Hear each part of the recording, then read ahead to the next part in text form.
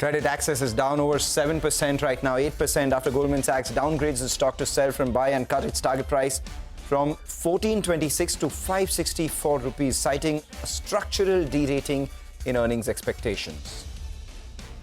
Zee Entertainment shareholders reject the proposal to reappoint Puneet Goenka as director. The company, however, says that Goenka will continue to serve as the CEO. The stock is up more than 5%. 45 new companies enter the F&O segment as the December series gets underway. Adani Green, Angel One, NCC Deliveries, Zomato are some of the big inclusions. Travel aggregator Easy Trip Planners rises 10% as the stock goes ex-bonus today. Enviro Infra Engineers lists at a premium of nearly 50% at 220 rupees versus issue price of 148. In fact, if you stay tuned, the management will join us in a very short while to discuss the company's post-listing strategies.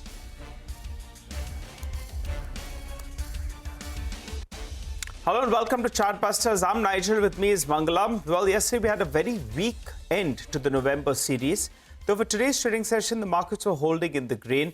As we speak, though, the Nifty Bank had briefly moved into the red. I think that's recovered as well. But good to see all the frontline indices now trading well in the green. I'll tell you what, Mangalam, in the last few minutes, there's been a bazooka shot that's come in on the Nifty. Just pull up the intraday chart. You know, it was showing some signs of weakness and just, you know, I think we should pull up the chart. We'll see that it suddenly spiked up. Bit of a dip, which got bought into. 3 missiles that fired in that bazooka, you spoke about. One is Reliance. Just pull up the intraday chart of Reliance. That stock has moved to the high point of trade. A big surge is what we've seen. The stock is at the high point here. Second one is the IT index. Again, a big weight. So you have Infosys, TCS, all of them doing extremely well. So the IT index comes up for you. And the third one is ITC. So you have Reliance, which has moved to the high point of trade. IT index is doing extremely well. And add to that, we have ITC, which also is a fair weight on the index. That stock too has seen a bit of a spike, currently at the high point of trade. So that has actually negated the decline that we saw in the Nifty Bank and has taken the index to the high point of trade. Good time to get in Sony Patnaik of JM Financial Services then for a quick technical check on the market. Sony, yesterday was a down day on expiry. Do you think December has good news in terms of gains for bulls, or maybe volatility continues? Hi, good morning, Mangalam, Nigel. Thank you for having me on your show. So I think if we talk about Nifty for December series, rollovers have been more than the average. There's a possibility that if it sustains and holds on to 24,000 as a weekly closing basis, there's a possibility that Nifty may attempt to break above the resistance again. So resistances are at 24,350. Above that, you can see 24,500. Until and unless the 24,500 mark is not broken on a closing basis, there cannot be any trend reversal confirmation. But all hopes up because Bank Nifty has shown very aggressive long rollovers for December series. So there's a possibility that if Bank Nifty leads, the Nifty may also show the way and break above the resistance. On closing basis, we'll watch out for 24,000 as a support, and for Bank Nifty, we'll watch out for 52,500, which is a resistance, and above 52,500 for Bank Nifty, you can see it heading towards 53,500 for December series. Both are very crucial levels to watch out for, and there could be a possibility in the later half of December we can see the resistances breaking and the indices moving forward as a short covering rally. Okay, all right. Sony, in particular, I want to ask you about Reliance Industries. I'll just request my director. They're going to be pulling up the chart with the 20 DMA, and that's where it is at. Now, we had a data point earlier today that the shorts in the system are the highest you've seen in multiple years. What's your view on the stock? Where is it headed? Because it's a large constituent on the Nifty. Needs to perform to take us higher. Certainly. So, Nigel, in the last 2 months, cumulative basis, the shorts have been very high. And if you have to compare it with the last decade, definitely, I think the shorts have been quite high. Any positive trigger can see the move. However, it is also, when we look at the charts, Reliance has already tested the 1220 support. It bounced back. So, there's a possibility that if it crosses and sustains above 30, the short covering move is going to be very aggressive for Reliance. You can see it heading towards 1,400 levels, 1,400 levels for the rest of December series. One can actually accumulate and continue to hold the longs. We feel that the short covering trigger may happen in the first half of December series itself. The stock is looking good. It just has to cross the 1320 resistance. Above that, you can see the bazooka move towards 1,400 on a positional basis. All right. And what are the other stocks that you have on your radar today? Pick would be in Bharat Electronics, BEL, which has seen a 96% long rollovers in December series, so it's looking quite strong. It has given a very strong close above a 300 mark. One can buy on small declines up to 305, keep a stop loss of 295, and a target of 325 can be seen for December series. The second pick would be in Container Corporation Concord, which has again seen good rollovers of 94%. There were a lot of shorts until last series. There's a possibility of the short squeeze happening in December. Concord has given a strong close above 820 mark as a series closing yesterday. One can buy Container Corporation with a stop loss of 800 and a higher target of 860 to 880 for the series can be seen. All right, take that point. Thank you so much for joining in, Shilpa. With that, we'll move on and talk about ideas of profit coming in from our colleagues at Money Control Pro. Today, we have Anubhav Sahu joining in. Well, we believe hospital segment is one pocket to look at in terms of earnings resilience, given significant demand-supply gap. In fact, if you look at some of the metros like Delhi, NCR and Mumbai, bed density is average or below average versus the level recommended by the WHO. In addition, there is a better insurance penetration and higher per capita income, which help us stock pick today Max Healthcare with a better earnings visibility. So what makes us constructive about the business is the quick turnaround in acquired assets. Recent assets like that of Sahara Hospital in Lucknow and Alexis Hospital in Nagpur have witnessed a strong ramp up, and now EBITDA of these units have almost doubled in last 1 year. Further, capacity addition plan is amongst the most aggressive one, and in next 3 years, bed capacity is expected to increase by 80%.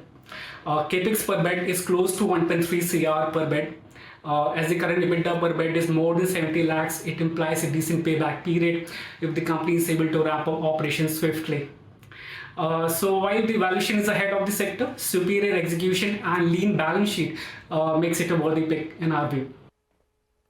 All right, with that, we'll take a short break. On the other side, we'll get in touch with the management of Enviro Infra on the back of their listing. We'll have the company's chairman and managing director, both of them joining in to discuss their post-listing plans. It's been a stellar listing, up nearly 40% from its issue price right now.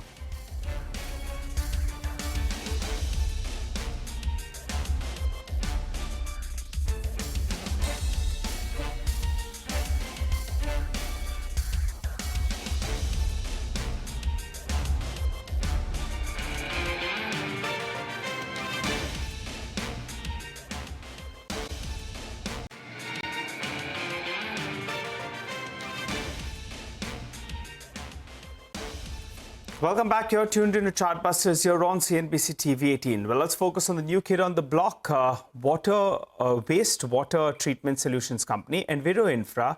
Well, that's just listed on the bourses at nearly a 40% premium in comparison to its issue price. We're currently joined by the chairman, Mr. Sanjay Jain, as well as the MD, Mr. Manish Jain, of the company, who joins us. Happy visuals coming in from there. Good morning, Manish, as well as Sanjay. Congratulations. Solid listing, and now in fact the responsibility goes up, because all those shareholders will want to know what should we do from here on post this bumper listing. Let's get a couple of numbers going. Could you tell us what is the growth trajectory we should be looking at from here on, and what kind of profitability or margins we should work with? Good morning, and thanks a lot for having us on the show. I'm thankful to all the investors who have invested in our company and for such an overwhelming response, which confirms the confidence in the growth journey of the company. We are having a very good order book of 1,906 crore as on 30th of June. Our growth pattern for the past 3 years have been 80% CAGR on top line, 130% CAGR on EBITDA, 132% CAGR on PAT. Our EBITDA margins are to the tune of 24%, and PAT margins are somewhere around 15%. The order book is diverse. We are having the orders in 8 states presently. We are increasing our footprints in other states, and we are increasing the number of projects wherein we are already working. So with the order book which is available in hand, the diverse order book, the waste to energy initiatives and innovations, we expect that we will continue to maintain similar margins what we have been doing right now. And what about the top line growth, sir? Will you all continue at the same pace? I think the last 3 years, you mentioned that top line growth has been very, very good. What is the rough range we should work with in the time to come? The top line of the company, if you see in the last 3 years, it was around 30%, 80% on CAGR basis. Going forward, we expect a decent figure of around 30 to 35% on the top line we will maintain. And in terms of margins, EBITDA margins, it will be in the range of 24 to 25%. All right, 24 to 25% EBITDA margins with 30-35% top line growth. You have an order book of nearly 1,900 crores, and that is what brings me to my next question. And maybe Manish, I would like to add one more thing. Yes, please. In this, what Manish has told, the order book is 1906 on 30th June. In July, we got one more project from NMCG. It is 267 crore project. So total order books gives us the visibility of around for the next 2 years. And further, this year, current year, it was being the election year. And very less projects were floated by the government department. Going forward in the third quarter and fourth quarter, we are expecting a lot of schemes which the government has initiated. A number of projects will come up, and we are quite confident based on our success ratio which we have achieved in the last 3 years. We will bag good orders. That's all. Right. So that is exactly what my next question was. Because your order book that you gave was 1,900 crores, that after you won an order worth around 260 crores, in the next couple of quarters, what is the quantum of orders that you would be bidding for? And what has your traditional market share run rate been? So in that case, we'll understand, what are the orders that are likely to come in the pipeline over the next 2 quarters? And if you can give us an inkling into what FY26 looks like in terms of an annual order inflow as well. There are various government initiatives under which the projects are coming up. These are basically 2 different segments. One is water and the other one is wastewater. The water segment for rural, it is Jal Jeevan Mission, and for water and wastewater, it is Amrut for cities. So after these elections are over, after H1, a lot of projects are coming up. The budgetary outlay for JGM for current financial year has been to the tune of 76,000 crore, and for Amrut Mission, this budgetary outlay from center has been 8,000 crore along with the state and ULB contribution, which is separate from this 8,000 crore. Further, NMCG is having its own budget outlay. So a number of projects are coming up in each state. And the success ratio of the company, which for last financial year has been 58% and 37% on an average basis for the past 3 years. So company is expecting a very healthy order book going forward as well. And the growth trajectory, what Sanjay has just confirmed, we are quite hopeful that we will be meeting those growth trajectory. All right. And finally, before we let you go, there are 2 major segments. There's wastewater treatment and then there is waste to energy. If you could give us how this split of these 2 in terms of revenue will pan out over the next few years, and what is the margin differential between these 2? Basically, waste to energy initiative is what we are incorporating in our projects, in our wastewater treatment projects itself. That waste to energy initiative as well as sustainability. Being power intensive projects, a lot of power is required for the regular operation and maintenance of these plants, and these plants are 24/7 operations. So just to reduce on that recurring cost and the power to be drawn from the grid, we are providing solar power plants as a part of the project so that the ultimate requirement and the power to be drawn from the grid that reduces, so it ultimately reduces the recurring cost and recurring cost of the end client as well.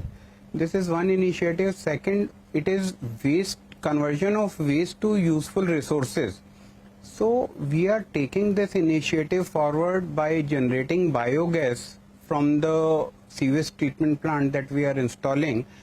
This biogas can be purified and converted to CBG, or this biogas can be used for power generation.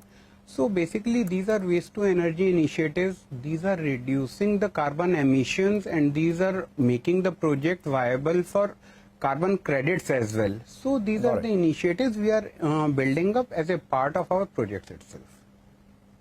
All right, so it's not basically a separate revenue item, but an ancillary revenue over and above what you are doing in your business itself. Wish you good luck. We've got the key headline numbers for now for the next couple of quarters to work with, but looking forward to speaking with you post your quarterly earnings that you report to exchanges as well. Thanks a lot and congratulations once again. With that, we're into a short break. Come back on the other side. We get you more on the markets and a lot of stock-specific action.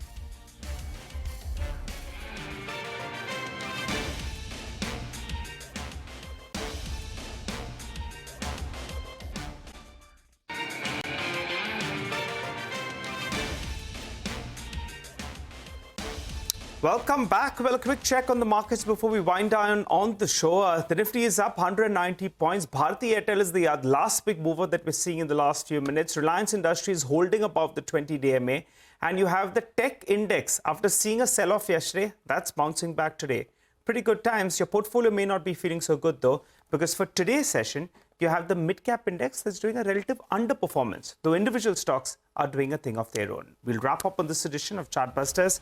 Stay with us. Trading Hour comes up next.